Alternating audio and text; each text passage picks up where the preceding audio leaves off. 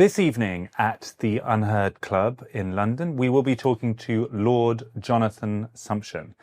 He is one of those brilliant minds, one of the great minds of his generation, so absolutely at the top of the establishment. But since then, as well as on the way writing some of the most important history books about things like the 100 Years' War, which you just do in your spare time if you happen to be the Supreme Court Justice, he has spoken out on really important issues. If you remember during COVID, when on this channel we were really pushing against some of the craziness of the lockdowns, Jonathan Sumption was one of the most powerful voices supporting, questioning some of that overreach. And I think on that, history has proven him right. He's spoken about Lucy Letby, he's spoken about immigration, he's spoken about things like the European Court of Human Rights, which for such a senior judge to weigh in on is itself a fascinating intervention. Tonight, however, we want to zoom out with him and talk big picture, looking across the US and Europe and here in the UK, and ask, what is happening to democracy? He wrote an amazing piece that was published in the US called The Death of Democracy, looking at, are those institutions which democracy relies on being eroded in all of this populism and all of the kind of fight back against the failed establishment? Are we inadvertently destroying the very thing we need to rejuvenate and survive? He's one of those minds that you just don't want to miss. I also will observe, as someone who's done a lot of these interviews, that he's one of the few people I've ever met who talks in perfect full sentences. It's just extraordinary. He will just start speaking and you could transcribe it, and by the end it will be a fully punctuated perfect sentence. Very few people do that. For that alone, I would say it is worth tuning in. What we're going to do is we're going to live stream it. The first 15 or so minutes, you can just turn up and watch. And after that, it will be for subscribers to UnHerd to watch the rest, take part, suggest questions, and be there to the very end, as if they were with us here in the room. So please, check us out and do take the time now, before we've even started, to sign up for that UnHerd subscription. It doesn't cost very much, it costs less than a coffee. It's incredible value. And for that, not only can you join tonight, you can get access to all of our incredible articles, interviews, podcasts, and the rest. 7 p.m. London time tonight. Wherever you are in the world, you are welcome. And we very much hope to see you there. Go to unherd.com/live. Welcome, ladies and gentlemen. It's great to see you back at the UnHerd Club. If you're watching on the online stream, welcome to you as well. We are doing our evil trick, I'm afraid, this day of streaming the first 15 minutes, and then only subscribers will be able to see the rest. So please come over and sign up and become a full subscriber, and then you can join us for the rest of the discussion. Lord Sumption is someone who is basically one of my heroes. I'm just going to come out and confess that. There is, in the staircase that you would have walked up, we have chosen independent thinkers of political left and right from across the ages. And when we finished the collection, we thought there were a few names missing. And we had commissioned some portraits to add to them because we felt for the launch of the UnHerd Club we needed their names. And Jonathan was one of those. So there is actually a portrait of him somewhere as you come up the stairs. I'll have to find it. Yes, we'll get a photo of you in front of it. Our friendship really began during the COVID experience. Some of you may remember those dark days. And Jonathan really was sort of team captain of Team Reality during that period. And I don't think it can be mentioned often enough how brave and significant his intervention was, because it sort of proved beyond doubt that those people who were raising questions about some of these very arcane and oppressive measures weren't cranks and kooks. They were the former Supreme Justice Lord Sumption, absolute pillar of the establishment, and he could not be dismissed, and it made, I think, a decisive difference. And certainly I believe, and I think all of us, if we look at evidence, should believe that he was on the right side of that argument. We're not here to talk about COVID today, although I'm sure we would both happily fill an hour doing that. Not me. We are, perhaps not happily, but we are here to talk about the death of democracy, which is a bit of a gloomy idea on such a sunshiny and beautiful evening, but it feels so present and important, Lord Sumption collected his lectures and produced a book called The Challenges to Democracy, which was published earlier this year. I would recommend checking it out. And most recently has written articles about it, in particular looking at the situation in the United States. So I want to actually start, if I could, there's one more practical point, which is that we will talk for about 45 minutes. Then we'll do, as normal, a pause, and the bar will be open both here and downstairs. Look after yourselves, come back after 50 minutes, and then we'll do questions. So do store up your questions for then. I'm sure Lord Sumption will be delighted to answer them. I'm going to start, if I may, by quoting yourself at you. Not in a kind of hostile Channel 4 News way, but just because I think it's a good start to this conversation. The transition from democracy to authoritarian rule is generally smooth and unnoticed. It is easy to sleepwalk into it. The outward forms and the language of politics are unchanged, but the substance is gone. These things do not happen with a clap of thunder. Democracy is not formally abolished, but quietly redefined. It ceases to be a method of government and becomes instead a set of political values, like communism or human rights, which are said to represent the people's true wishes, without regard to anything that they may actually have chosen for themselves. Looking specifically now at the United States, to begin with, how close to that description do you think they have come? Well, I wrote those words well before the last presidential election, and I was astonished at how quickly my concerns became very obviously justified. I mean, the United States is currently a fascinating laboratory of the mechanics of democratic decline. It has certain peculiarities which it does not share with many other states. In particular, it has an executive president who is constitutionally answerable to nobody. He's not answerable to Congress except by way of impeachment. He's only subject to control by Congress so far as he depends on congressional grants of taxation. And the entire executive machinery is answerable only to him. And that is a uniquely powerful situation, which is matched only really by one European state, namely France. It means that if the presidency gets into the hands of somebody who does not accept the basic conventions of democracy, they are in really very serious trouble. That may actually happen in France in 2 years' time. At the moment, it looks quite likely that either Madame Le Pen or a synonym for Madame Le Pen or Monsieur Mélenchon may be the next president. Well, what is happening in the States is that the presidency has fallen into the hands of somebody who has the three critical identifying characteristics of the totalitarian state. A cult of personality surrounding himself, the total identification of the state with himself, and a refusal to accept the legitimacy of dissent of any kind. Those are the essential ingredients of totalitarian rule. The only force that is capable of limiting what such a president does is the judiciary. And that, first of all, takes time. And during that time, a great deal of damage can be done.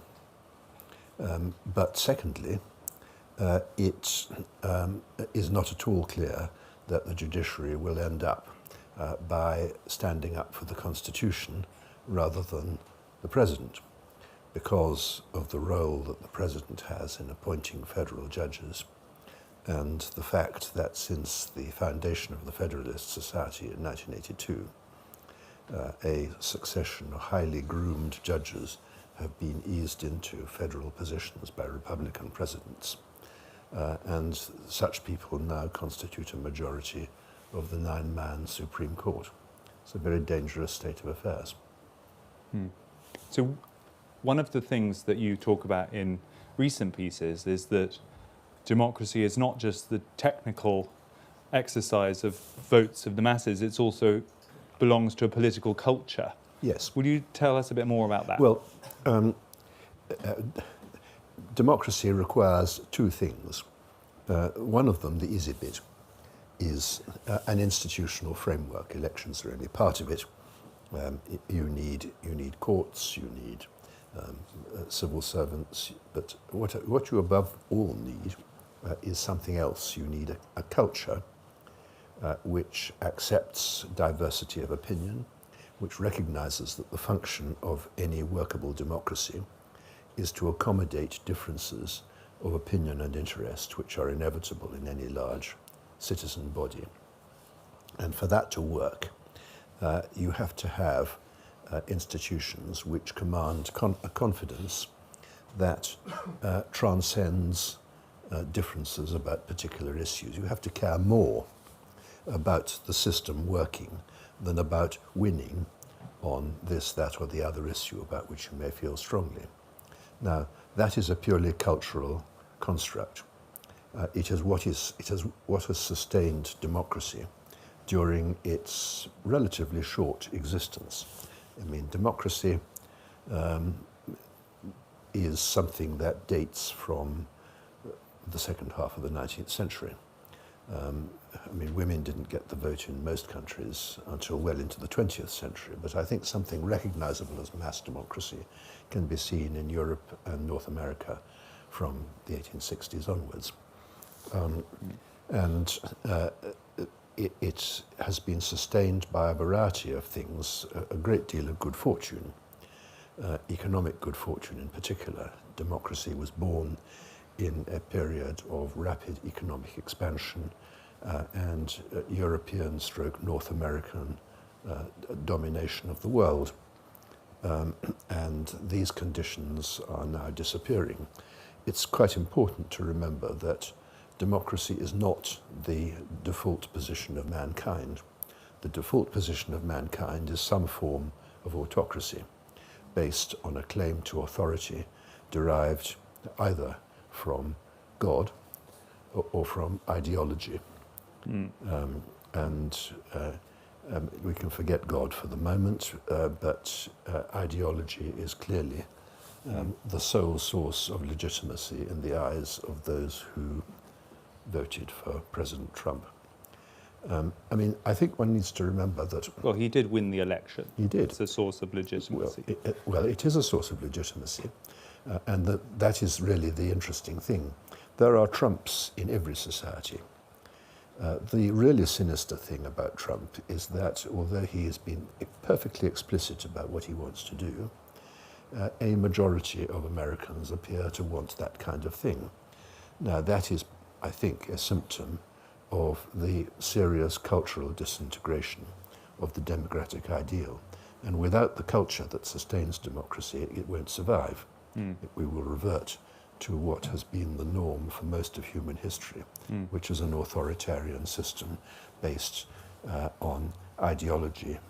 You can include God in the ideology if you like, but ideology of some kind. I think the picture you've painted would probably not be very controversial in terms of, I think you'd find people from the political left, political right, and everything in between pretty much agreeing with you.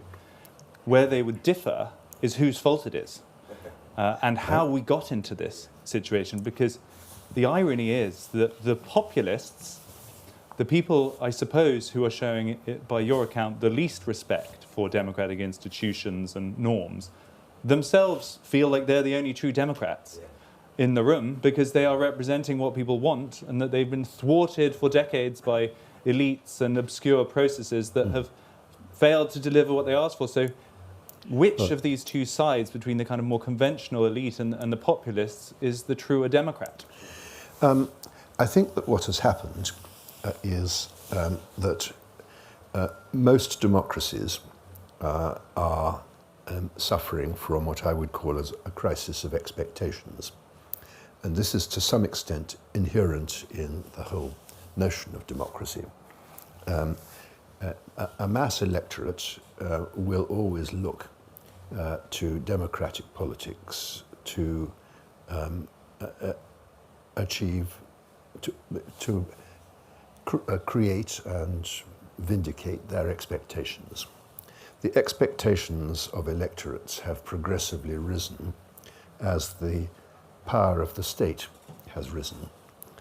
And what we have seen over the last 50 years in particular is a rising expectation of the state in respects in which either the state can't deliver at all, or it can only deliver at the expense of other goods that people value just as much.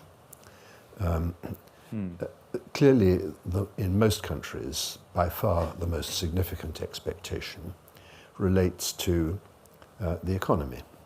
The delivery of economic well-being in its broadest sense is the principal expectation of democratic electorates.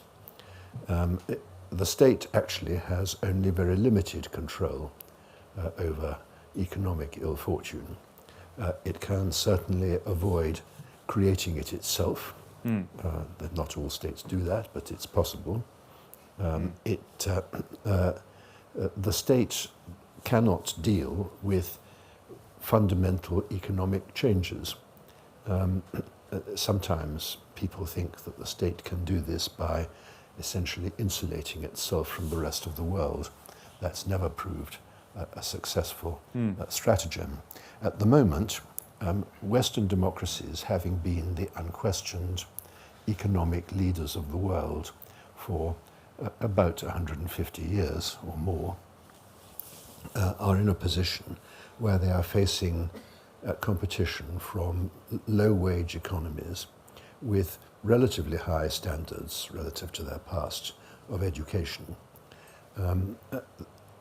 The result has been that in most of the areas which have generated particularly middle-class incomes, industry, agriculture, extraction, these are no longer the central parts of a successful economy. Instead, the leadership of the West currently depends on a leadership in highly advanced technological fields. That leadership is itself fairly vulnerable.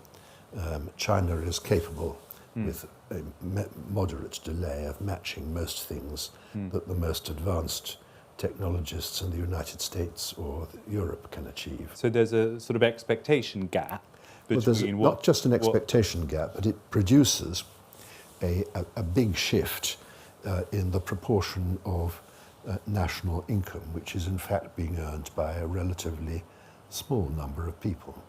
I mean, the principal generator of economic equality is innovation, because innovation disrupts existing settlements and perfectly justifiably produces a disproportionate increase in assets and income to people who have perceived the opportunities before anyone else. So it is almost inevitably going to create a situation in which the traditional sources of income are declining and the new sources of income are highly concentrated in relatively few hands. Now that is a source of very serious dissatisfaction. It's not that people necessarily diagnose it that way, but that is actually what's happening. It's definitely what is happening in the United States, where middle-class incomes have not increased in real terms at a time when real national income has increased very substantially and quite rapidly. I would say that the picture you're painting of the economy as a driving force behind this decline and disillusionment makes complete sense. It's the principal one. There are many expectations. The principal vector.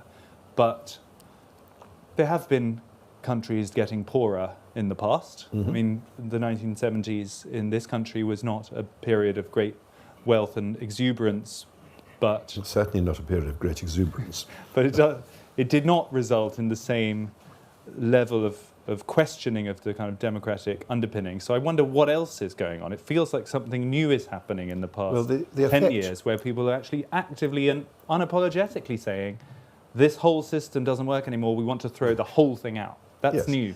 Well, people, what is happening is that people will say that the political system, not just the individuals, the system is not delivering the progressive improvement in our lives which we expect. Therefore, we must turn to some alternative source of authority. Now, there are various candidates, direct action, law in some people's minds, but by far the most significant alternative source of authority is the notional strongman. And I think one of the most revealing of many opinion polls which have tracked the declining fortunes of democracy in this country and other Western countries over the last 30, 50 years was the Hansard Society's 2019 poll, which suggested that 54% of the actually very large sample in Britain would like to see rule by a strongman who would not be bound by rules.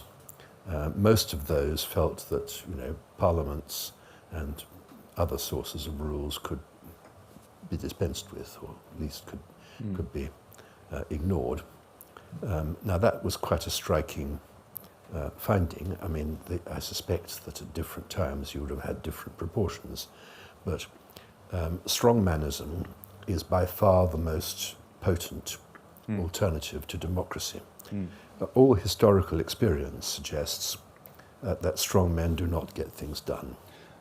But I feel I have to sort of argue back a little bit here, because the 2019 example is an interesting one. The people who would have answered that poll had just endured 3 years of what felt like a democratic decision being thwarted by a complex system of politicians and lawmakers that refused to act on what they had voted for in the form of Brexit, regardless of whether we think that was a good or bad idea. That's completely untrue. I mean, I know that lots of people thought so, but it is completely untrue.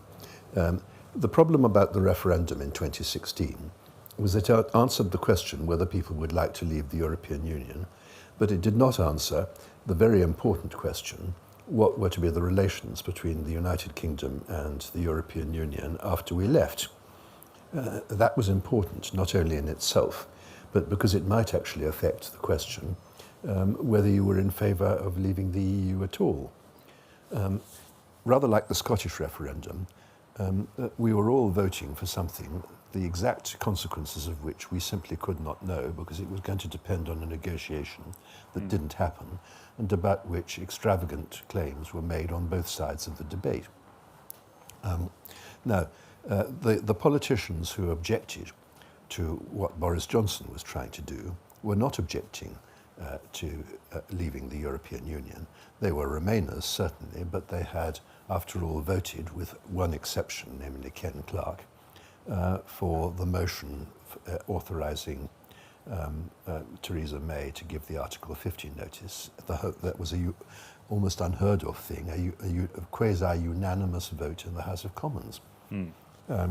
What they were saying was that they were not prepared to endorse whatever Boris Johnson thought might be a good relationship to have with the European Union after we'd left. And that was something that was not on the ballot paper. It was a question that had to be answered. Now, I don't espouse the view, which many people do, that referendums are always a bad idea.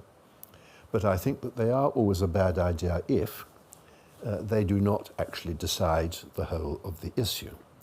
In countries whose constitutions provide for referenda, the most successful examples, probably France and Switzerland, are countries where the constitution says you've got to have a law, or at least a draft law, which will take effect as a result of the referendum.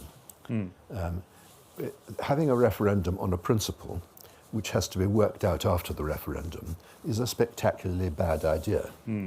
That is all we are live streaming of this evening's incredible event at the UnHerd Club in London. But don't go away. We want you to stick with us. All you need to do is go to unherd.com/live. You can sign up for an UnHerd subscription. It is dirt cheap. It's less than a coffee per month. I mean, really, the amount of articles, events, videos, intellectual food you can get for the price of a coffee, it's too good to miss. So unherd.com/live, sign up and see you back in the club in a couple of minutes.